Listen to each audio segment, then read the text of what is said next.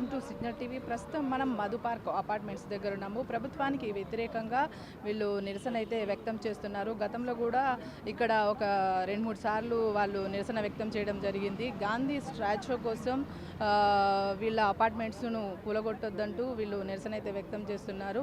మేము అరిచి మా గొంతులు మూగబోతున్నాయి, అయినా కూడా ప్రభుత్వం మాకు ఎలాంటి పరిష్కారం మాత్రం ఇవ్వలేదంటూ వాళ్ళు మళ్ళీ నిరసన వ్యక్తం చేయడం జరుగుతుంది. మనతో పాటు కొందరు అపార్ట్మెంట్స్ వాళ్ళు ఉన్నారు, వాళ్ళతో మాట్లాడేసి మనం వాళ్ళ ప్రాబ్లం ఏంటని మనం తెలుసుకుందాం. చెప్పండి, గతంలో కూడా నిరసనలు చేశారు, ఇప్పుడు కూడా చేశారు, ప్రభుత్వం ఎలాంటి స్పందన మీకు ఇవ్వట్లేదు ఎందుకు? ఎందుకంటే మా ఇంటి మీద కన్నేసింది కాబట్టి, దీనికి రెస్పాండ్ అవ్వదలుచుకోలేదు కాబట్టి, అందుకనే ఎవరిని కూడా పంపించలేదు ఇంతవరకు మాట్లాడటానికి కూడా. కనీసం ఏం జరుగుతుంది ఇక్కడ తెలుసుకోవడానికి కూడా ఇష్టపడటం లేదు. వాళ్ళది ఒకటే ఎయిమ్ ఏంటంటే ఎంపీఆర్ అనేది ఉండకూడదు, ఇక్కడ తీసేసేయాలని. ఎట్టి పరిస్థితుల్లో మూసిని సుందరీకరణ చేస్తానంటున్నాడు. సుందరీకరణకి మేము అభ్యంతరం చెప్పట్లేదండి, సుందరీకరణ చేసుకోవచ్చు, దాంట్లో మేము కూడా పార్ట్ అవుతాం. కావాలంటే మేము ఏమైనా పని చేయమంటే కూడా వచ్చి చేసి పెడతాం, ఫ్రీ ఆఫ్ కాస్ట్ చేసి పెడతాము. మేమేమి అభ్యంతరం చెప్పాం, ఎందుకంటే మా పక్కన ఉన్న మూసి సుందరంగా అవుతుందంటే మాకు కూడా మంచిదే కదా. గాంధీ సరోవర్ కూడా కట్టమని చెప్పండి, దానికి మాకేం అభ్యంతరం లేదు. కాకపోతే మా ఇంటిని ముట్టుకోకుండా ఏం చేసినా కానీ కూడా మాకేం అభ్యంతరం లేదు. ఇంకొకటండి, మూసీ సుందరీకరణ మా పక్కన ఇక్కడో అక్కడ చేస్తే సరిపోదండి. ఇది వికారాబాద్లో పుట్టింది మూసీ నది, అక్కడి నుంచి చేసుకుంటే రమ్మని చెప్పండి. ఇక్కడికి వచ్చినప్పుడు అవసరం పడితే కనుక మాతోటి కూర్చొని మాట్లాడి, ఇదిగో ఇంత చేసుకొని వచ్చాము, మీరు కూడా ఇస్తే ఇంకా బాగుంటుంది, తెలంగాణకి బాగుంటుంది, తెలంగాణ జనాలకి ఉపయోగపడుతుంది అని అంటే అప్పుడు మేము ఆలోచిస్తాం. మీకు ఇప్పుడు సీఎం రేవంత్ రెడ్డి 7 ఎకరాలు మీకు వేరే చోట ఇచ్చేసి మీ అకౌంట్లో మాకేం చెప్పలేదండి. మా దగ్గరకు వచ్చి ఎవ్వరు కూడా ఇంతవరకు మాకు ఎట్లాంటి అసెంబ్లీలో చెప్తున్నాడు. అసెంబ్లీలో ఇంతకు ముందు కూడా 1,00,000 చెప్పారండి. ఎలక్షన్లకు ముందు కూడా చెప్పారు, ఎలక్షన్లు అయిపోయిన తర్వాత కూడా చెప్పారు. అసలు ఆయన ఫస్ట్ చెప్పింది ఏంటండి, రైతులను చూసుకుంటానన్నాడు, పేదవాళ్ళకి ఇల్లు కట్టించిస్తానన్నాడు, పెన్షన్లు ఇస్తానన్నాడు, లేడీస్కి ఉద్యోగాలు ఇస్తానని చెప్పాడు, చిన్న పిల్లలకి. వీళ్ళకి ఎవరికి ఏమీ చేయకుండా వచ్చి నేనేదో డెవలప్ చేస్తున్నాను, ఇల్లు పడేస్తాను, ఇక్కడ స్టార్ హోటల్స్ కట్టేస్తాను, నైట్ కూరగాయలు అమ్ముతా అంటే ఇప్పుడు మేము మమ్మల్ని అందరినీ ఇల్లు పడేసిన తర్వాత మేము పోయి అక్కడ కూర్చొని కూరగాయలు అమ్ముకోవాలని ఆయన ఉద్దేశం. అంతే కదా, అక్కడ కూరగాయలు అమ్ముకోవచ్చు, ఎకానమీ పెంచుతానంటే కూరగాయలు అమ్మితే ఎకానమీ పెరుగుతుందా అండి? ఎకానమీ పెరగడానికి ఏం చేయాలో అది చేయాలి. ఆయన డెవలప్ చేయాలని అంటే ఇక్కడ ఉన్న ఇళ్ళు పడగొట్టి డెవలప్ చేయని అవసరం లేదు. గవర్నమెంట్కి సంబంధించి బోర్డు అంత ల్యాండ్ ఉంది, థౌజండ్స్ ఆఫ్ ఎకర్స్ ల్యాండ్ ఉంది. ఆ ఏరియాలో డెవలప్ చేస్తే ఆ చుట్టుపక్కలంతా కూడా డెవలప్ అవుతుంది కదా. ఆల్రెడీ డెవలప్ అయిన దగ్గర వచ్చి నేనేదో డెవలప్ చేస్తాను, ఇక్కడ ఏదో ఇల్లు పడేసి స్టార్ హోటల్స్ కడతానంటే కుదరదుగా. 450 మందిని రోడ్డు మీద పడేస్తున్నారంటే ఒకసారి ఆలోచించుకోవాలి కదా. ఆయన ఇంటి దగ్గరికి వెళ్ళి ఎవరన్నా తెలియని వాళ్ళు ఇంట్లోకి వెళ్తే ఆయన ఎంత భయపడతారు? ఎవరు గవర్నమెంట్ అనేది ఏంటి, మమ్మల్ని ప్రొటెక్ట్ చేయడానికి కదా ఉండేది. వాళ్ళే వచ్చి మా ఇల్లు పడేస్తామంటే మాకు ఎలా ఉంటుంది? మాకు 1 మంత్ నుంచి నిద్రే లేదండి, తిండి సరిగా తింటం లేదు. ఈ అపార్ట్మెంట్లో ఎవరం కూడా నిద్రపోవడం లేదు. ప్రతి వాళ్ళ గురించి అడగటమే, ఇది ఏం జరుగుతుంది, మీకు ఏం జరుగుతుంది, చుట్టాలందరూ కూడా ఇదే మాట్లాడుతూ ఉన్నారు, ఏం జరుగుతుంది. నా పేరు రాహిల్, నేను ఇక్కడ 5 years నుండి ఉంటాను. ఇప్పుడు ఫస్ట్ రేవంత్ రెడ్డి సార్ ఏమో ఇట్లా గాంధీ సరోవర్ ప్రాజెక్ట్ కోసం మా అపార్ట్మెంట్ కావాలన్నారు, దానికి మేము ప్రొటెస్ట్ చేసాము. దాని తర్వాత ఇప్పుడు డేంజర్ జోము, హైడ్రా ఇట్లా చెప్తున్నారు, అయినా సరే వాళ్ళు మా అపార్ట్మెంట్ వదలట్లేదు. మేము ఇప్పుడు కూడా ప్రొటెస్ట్ చేస్తారంట. అంటే ఇప్పుడు వాళ్ళు చెప్తూనే ఉన్నారు హైడ్రా, డేంజర్ జోన్ అని. ఇప్పుడు మా అపార్ట్మెంట్ తీసుకొని గాంధీ విగ్రహం కట్టిన తర్వాత అప్పుడు ఉండదా డేంజర్ జోన్? అప్పుడు ఉండదా? ఇప్పుడేమో మా అపార్ట్మెంట్ కోసమే ఇదంతా ఒట్టిగా చెప్పి మమ్మల్ని భయపెట్టిస్తారు అన్నారు, కానీ మేము భయపడము. మీరు ఒక్కసారి మా గేట్ దగ్గరికి వచ్చి చూడండి మా అపార్ట్మెంట్ని, ఇది ఒక కంఫర్ట్ జోన్. ఇప్పుడు మీరు ఇదొక నార్మల్ అపార్ట్మెంట్ లెవెల్ వదిలి వెళ్ళిపోతారు అని చెప్పి చాలా రాంగ్ చేస్తున్నారు. మీరు ఏం చెప్పి మాకు భయపెట్టించినా మేము అసలు భయపడము. ఇది మా ఇల్లు, మా ఉన్న ఒక్క ఇల్లుని కూడా తీసేసుకుంటే మేము ఎక్కడికి వెళ్ళాలి? మాకు ఫ్రెండ్స్ ఉన్నది ఇక్కడే, మాకు ఇదంతా ఒక ఫ్యామిలీ లాగా ఉంటాం. మేము స్కూల్కి వెళ్తున్నారా? మీరు స్కూల్కి వెళ్ళట్లేదు, మాకు ఎగ్జామ్స్ ఉన్నా సరే మానుకొని ఇక్కడ చేస్తున్నాము.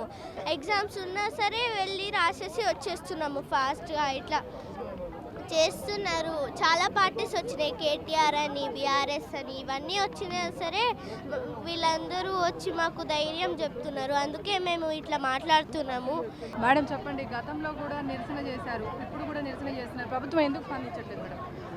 ప్రభుత్వం స్పందించట్టు లేదనే కదా నిరసన చేస్తున్నాము. వాళ్ళకు ప్రతిరోజు గుచ్చుతూ ఉంటే కానీ వాళ్ళు ఆన్సర్ ఇచ్చేటట్టు లేరు మాకు.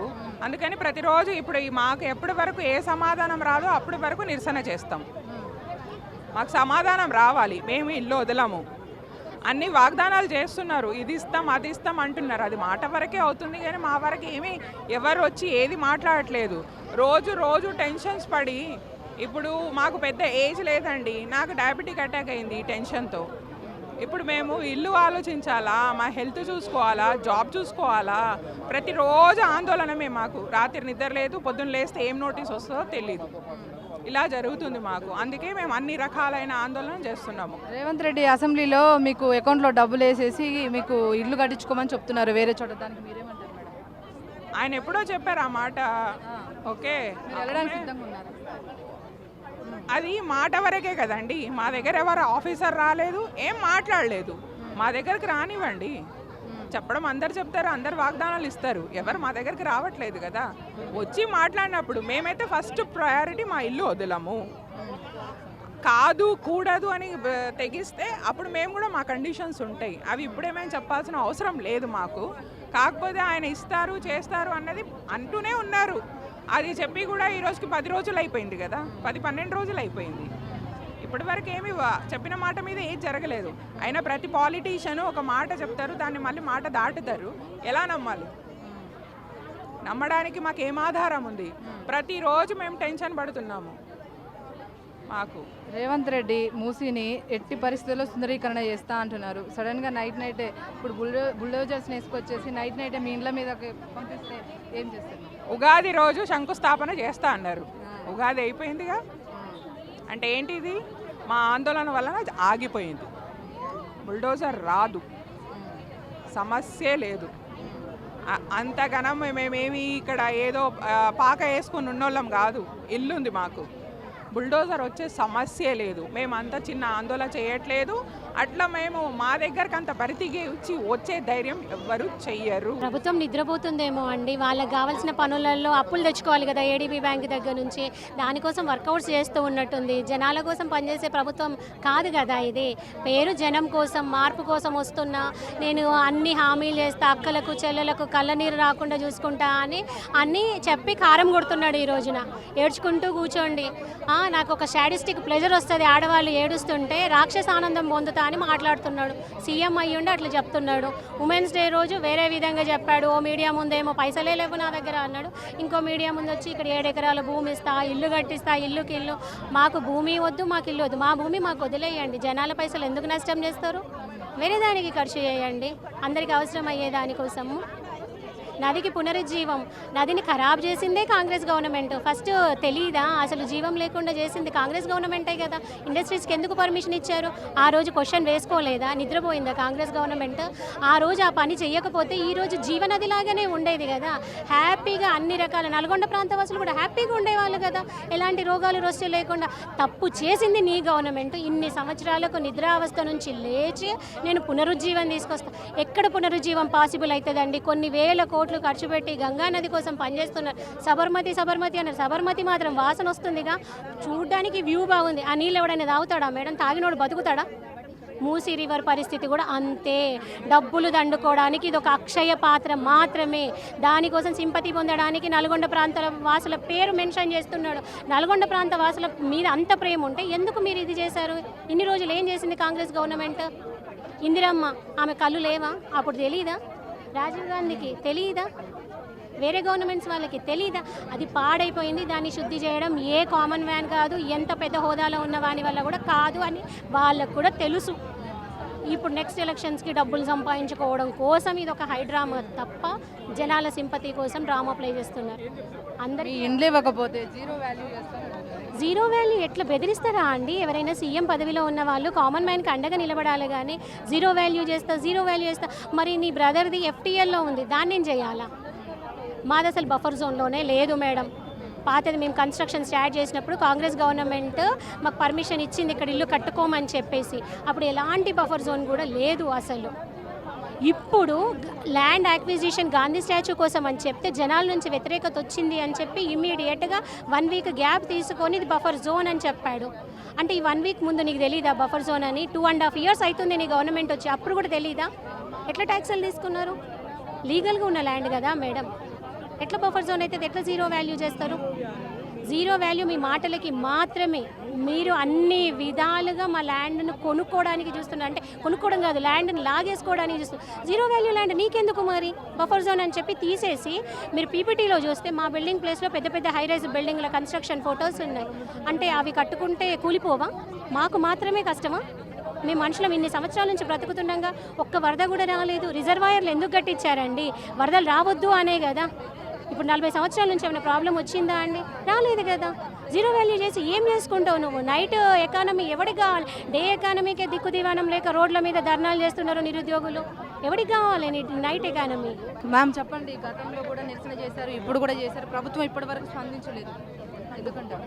ప్రభుత్వం స్పందించే వరకు మా ప్రొటెస్ట్ జరుగుతుందండి. ప్రభుత్వం స్పందించాలనే కోరుకుంటున్నాము. ఆయన స్పందించట్లేదు అంటే ఆయన అక్కడ ఏదో ఆయన దాగుడు మూతలు ఆడుతున్నట్టే అక్కడ లెక్క కదా. ఒకవేళ ఆయన నిజంగా ఆయన అన్ని కరెక్ట్గా ఉంటే మేము అది కాదు ఇది చేస్తామని ఆయన ముందుకు వచ్చేవాళ్ళు. ఆయన ఏదో ఒక మాట విమెన్స్ డే రోజు మాట్లాడారు, మేము ఏదో కంపెన్సేషన్ ఇస్తాము అది ఇదని.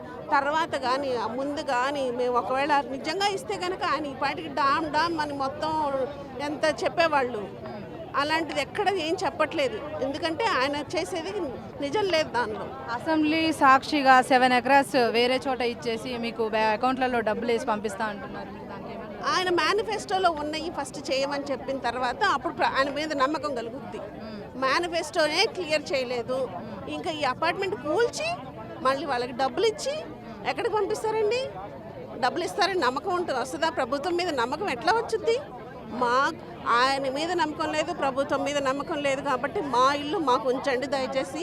ప్రభుత్వం ఇది రీడిజైన్ చేయండి, కేసీఆర్ గారు ఎలా చేశారో అలాగే మాకు గోడ కట్టండి మూసికి. మాకు అక్కడ మధ్యలో మీరు ఎంత బ్యూటిఫికేషన్ చేసుకోవాలో ప్యూరిఫికేషన్ చేసుకోవాలో, గాంధీ స్టాచ్యూ కట్టుకుంటారు, అంబేద్కర్ స్టాచ్యూ కట్టుకుంటారు, మీ విగ్రహమే కట్టుకోండి, అది చాలా బెస్ట్.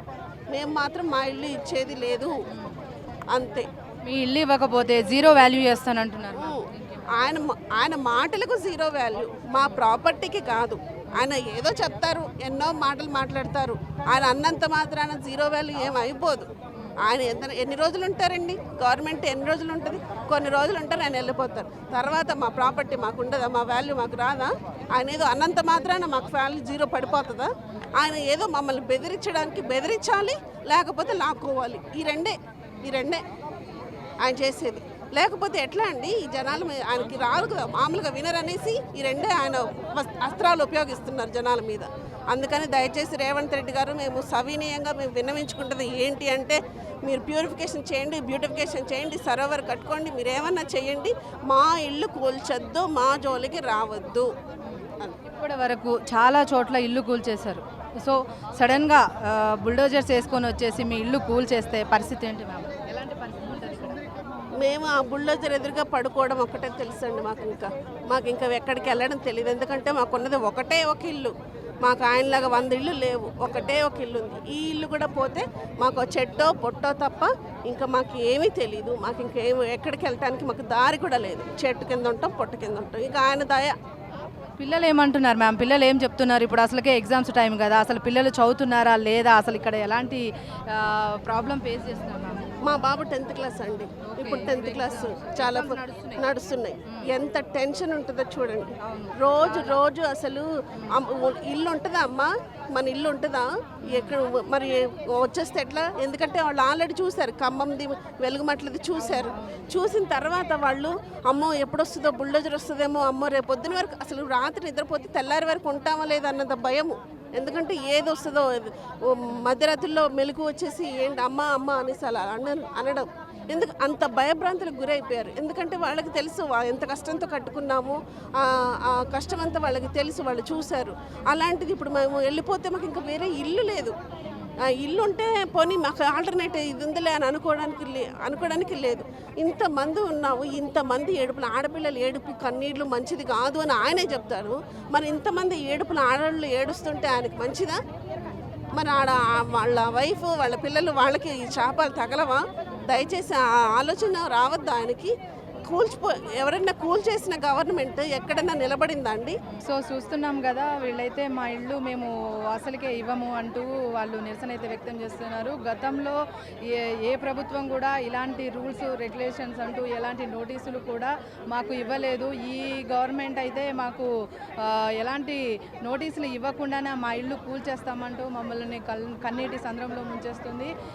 ఇప్పటికీ చాలాసార్లు మేము నిరసన చేశాము, ఇప్పటి వరకు ఎలాంటి స్పందన అయితే రాలేదు.